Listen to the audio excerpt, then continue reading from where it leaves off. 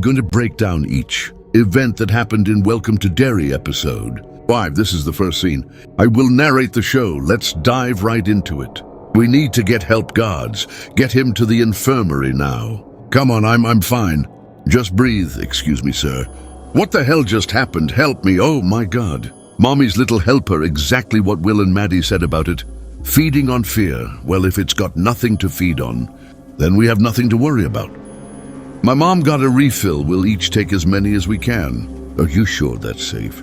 My mom eats these like M&Ms. If they weren't safe, she'd probably be dead by now.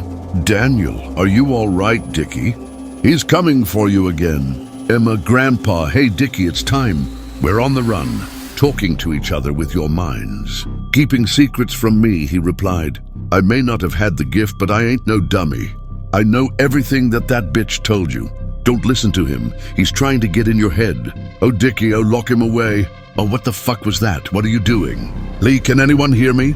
I see him too. It's me. It's real. You're right. It's real, boy, he replied. It starts to terrorize the kids. Tasty, tasty Maddie boy. You convinced everyone to come and see me. 'Cause you're such a good friend, but such a bad daughter. The girl, Dad's, that on the run talks to his mistress in the woods, he replied.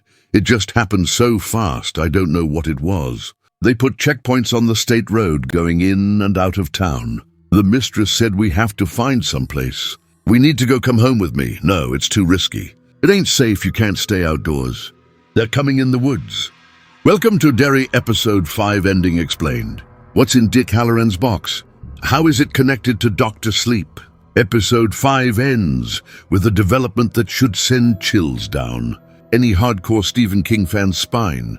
It's not enough that our heroes finally visited the house on a Neibolt Street this week on the HBO hit, or that we finally got the big Pennywise reveal. No, the real nightmare in this week's IT Welcome to Derry has to do with Dick Halloran, Chris Chalk, and what he's been keeping locked up in his lockbox. 29 Neibolt Street. He not only takes us inside the notorious house, but also into the sewers below. Though Halloran, Chris Chalk, and Team May arrive via the house's namesake well, Derry's youngest Avengers enter with a surprising guide. While strategizing in their standpipe clubhouse, Matty, presumed dead for months, he claims to have escaped the murderous clown and balks at leading them back to his lair. Matty claims that while Phil may still be alive, his dead sister Susie is missing an arm. The most disturbing scenes in Stephen King's vast catalogue. His 1986 novel, It, opens with young Georgie Denbrough meeting a devilish clown through a sewer grate. When he reaches in to retrieve his paper boat, the shape-shifting nightmare rips off his arm. The child bleeds to death in the rainy street. Turn-of-the-century Derry is consumed with labor, disputes and calls for unionization. When a prominent organizer and his friends are killed in a grisly warning to the rest of the workers, the incident's sole survivor, a Canadian named Claude Hérault, exacts an unthinkable revenge.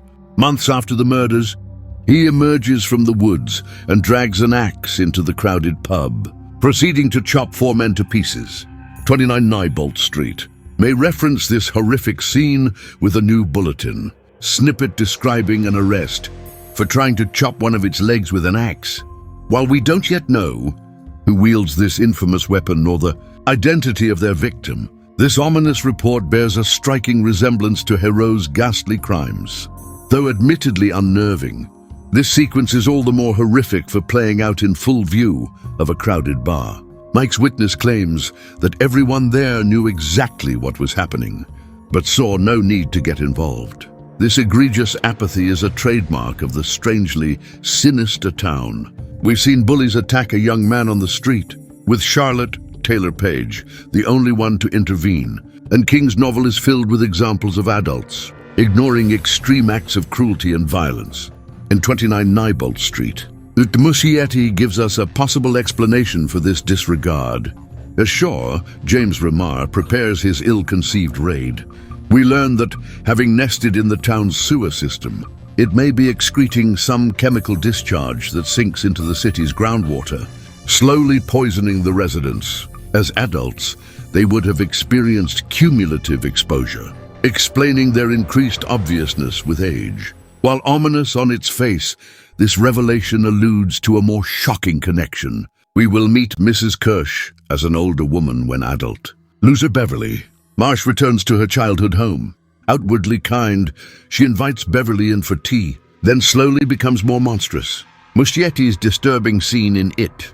Chapter 2 sees Mrs. Kirsch, Joan Gregson, freeze for a protracted beat before re-emerging from the kitchen as a naked and rapidly growing ghoul. King's version tracks an uncomfortable conversation in which Bev's tea turns to muddy sludge and the woman transforms into an old hag, similar to the witch from Hansel and Gretel. Before chasing Bev away with obscenities, she mentions her fadder, Robert Gray, better known as Pennywise the Dancing Clown, Bill Skarsgård. If Ingrid Kirsch is somehow related to Pennywise, her relationship with Hank may not be a love affair, but part of the year's deadly cycle. While Hank is searching for safety, Halloran is putting himself in danger. Having entered the sewers through the well, he finds himself transported into a memory, climbing out of a metaphysical bathtub. That's it for now. Please like and subscribe to channel.